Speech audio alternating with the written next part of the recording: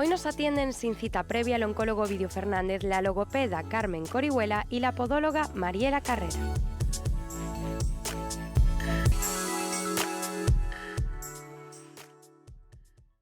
Bueno, me llamo Ovidio Fernández Calvo, soy especialista en oncología médica en el Complejo Hospitalario Universitario de Ourense y voy a tratar en el día de hoy de responder a vuestras preguntas. ¿Se encontrará algún día la cura del cáncer? Hay que decir que muchos tumores ya en el momento actual se curan, ¿no? Lo que es fundamental para establecer la curación de un cáncer es que se diagnostique en fases precoces. Si conseguimos que el tumor se diagnostique en una fase precoz, tenemos probabilidades importantes de que ese tumor se cure. Si diagnosticamos al tumor en estadios ya más avanzados, por ejemplo con enfermedad metastásica, las posibilidades de curación son mucho menores. Lo que sí hemos conseguido es mejorar mucho la supervivencia de los pacientes y también la calidad de vida de los pacientes porque los tratamientos son ahora más eficaces y menos tóxicos. ¿Está relacionado el cáncer con el factor suerte? Hay muchos tumores que sabemos que hay causas muy directas que los producen, es lo que llamamos agentes etiológicos o la etiología, la causa del tumor, por ejemplo el tabaquismo, el alcohol, el consumo de grasas, ¿no? Pero hay tumores en los que desconocemos el origen, ¿no? Más que suerte yo diría que es desconocimiento. Sabemos que muchas veces hay múltiples causas, agentes externos, ambientales, causas genéticas, hereditarias, y en otros tumores pues desconocemos si hay una causa única o múltiples causas, y eso es una de las áreas de investigación más importantes. ¿Cómo de importante es el diagnóstico temprano? Diagnóstico precoz, desde mi punto de vista, es la clave para curar a los pacientes con cáncer. Por tanto, los programas de screening de diagnóstico precoz son tremendamente importantes y su implementación en los sistemas sanitarios es básica. Diagnosticar un cáncer en fases tempranas está directamente relacionado de forma proporcional con la posibilidad de que esa persona que padece ese tumor se cure. En cuanto al abordaje, qué tumores son más o menos difícilmente abordables, es difícil contestar a esto porque va a depender mucho de si ese diagnóstico es precoz o no, si la enfermedad está avanzada o no, la localización, y luego también depende de cada paciente. Por lo tanto, depende de muchos factores para poder definir si un tumor o un tipo de tumor es más o menos agresivo o tiene más o menos potencialidades de ser curable. Tras superar un cáncer se recupera el 100% de la calidad de vida. Sin ninguna duda, hay muchísimos pacientes que vemos en nuestras consultas, en revisiones, que han sufrido o padecido un cáncer y que tienen una vida totalmente normal, con una excelente calidad de vida. Yo creo que eso es un mensaje que tenemos que transmitir a la población porque es una realidad que vemos en nuestras consultas.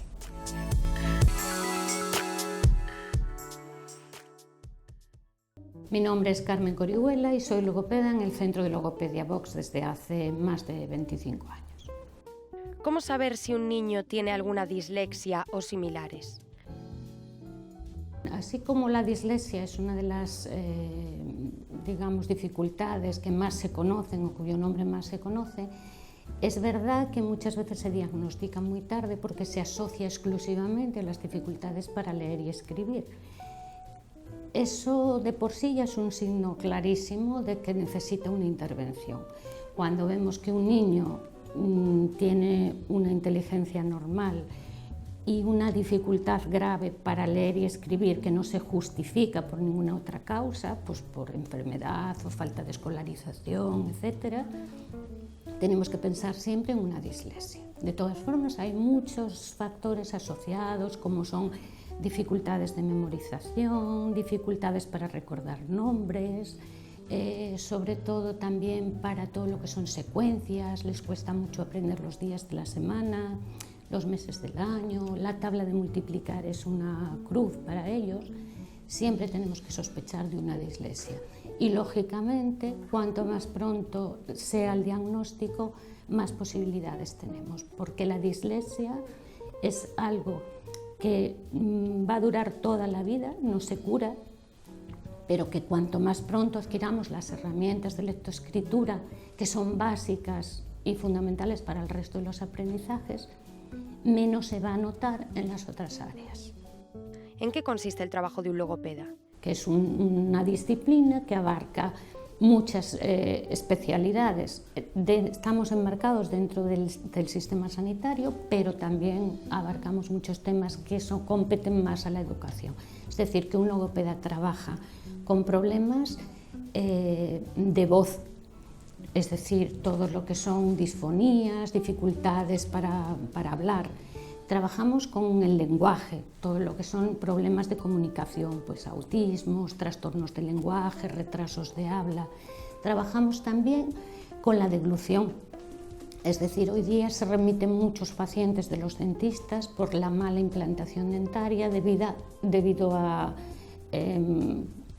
deglución atípica, la mala colocación de la lengua, que incide en la colocación dentaria. Los tratamientos son muy diversos y muy variados. No es lo mismo trabajar con un niño de 3 años que no tiene ningún tipo de comunicación o tratar con un paciente de 70 años que ha sufrido un ictus y ha perdido el habla. Aún dentro de que estamos hablando de dificultades de habla, se habla de 2 patologías totalmente diferentes que no tienen nada que ver. Entonces, el trabajo tiene que ser generalmente siempre individualizado, adaptándonos a la dificultad que tiene cada persona, valorando las áreas que están afectadas para trabajar sobre eso.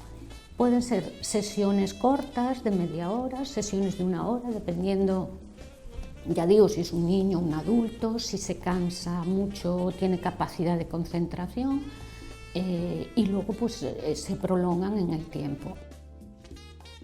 Tengo 60 años y noto que mi voz suena cada vez más débil. ¿Puedo hacer algo para mejorarla? Este es un tema muy específico. La voz es una herramienta que, aunque todos la utilizamos y nos parece que no tiene ninguna dificultad, es necesario conocer muchas medidas de higiene para mantenerla, sobre todo los profesionales de la voz. Entonces, depende muchísimo de cómo utilicemos la voz, de cuánto utilicemos la voz, porque la voz también se fatiga. Por eso los profesionales, pues no sé, teleoperadores, profesores y demás, tienen muchísimas patologías asociadas a esa dificultad. Trabajar la respiración es fundamental, trabajar la relajación, que muchas veces influye, es fundamental. Con la edad posiblemente tenga menor fuerza inspiratoria y entonces pues el aire no sale con tanta potencia, o simplemente puede estar asociado a alguna otra dificultad. ¿Cuándo se debe acudir al logopeda tras sufrir un ictus? Aquí, como en casi todas las patologías, la atención, cuanto más pronto se realice, mucho mejor. No todas las patologías tienen un buen diagnóstico, lógicamente. Si hay una lesión a nivel neurológico, es difícil a veces corregir totalmente, o sea, no se puede, hay una lesión que impide la recuperación total, pero cuanto primero afrontemos el problema, mejor pronóstico tiene. Es decir, nosotros siempre vamos a tratar de potenciar todas aquellas habilidades que estén preservadas para tratar de mejorarlas y potenciar todo lo que le va a ayudar, independientemente de que haya cosas que se puedan recuperar.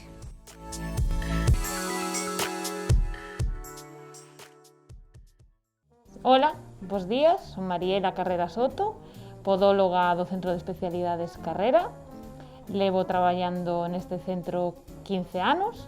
¿Cómo prevenir las durezas y los callos? Los callos o durezas salen normalmente porque existe una mala biomecánica del pie.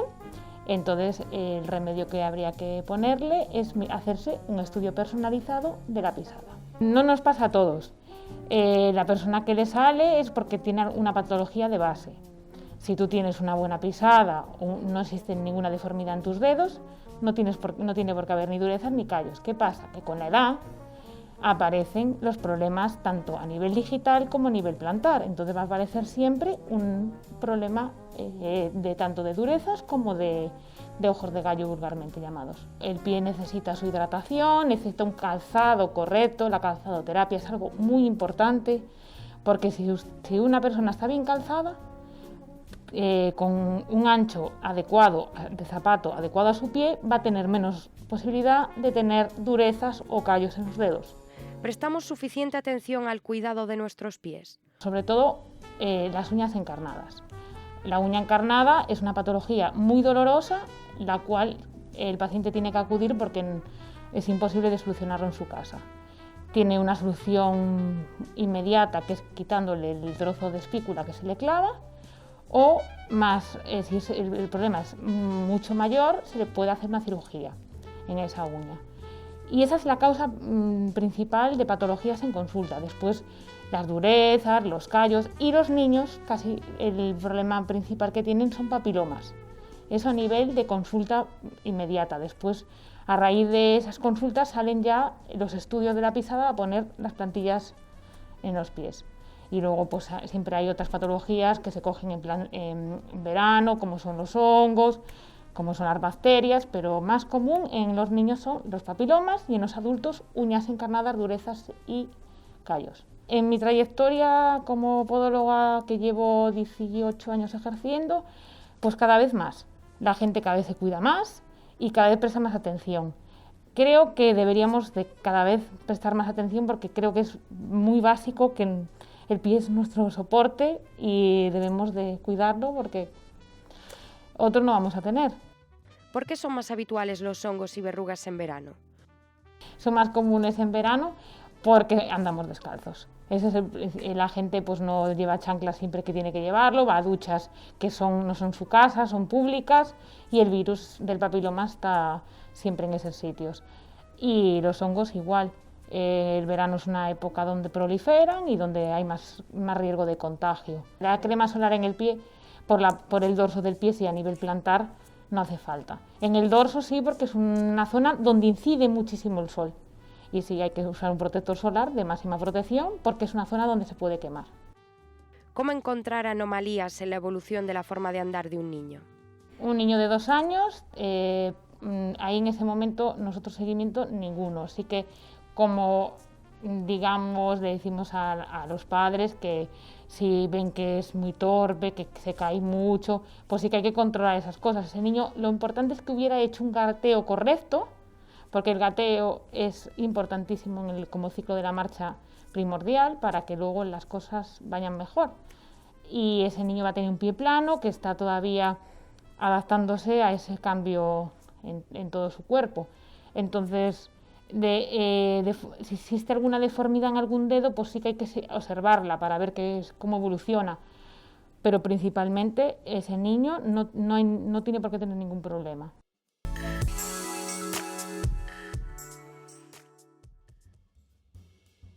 Pues con estos consejos nos quedamos. En el próximo programa hablaremos de pediatría, traumatología y gastroenterología. Pueden enviar sus preguntas al 667-414-525 hasta el 10 de junio. Nos vemos en la próxima consulta, siempre sin cita previa.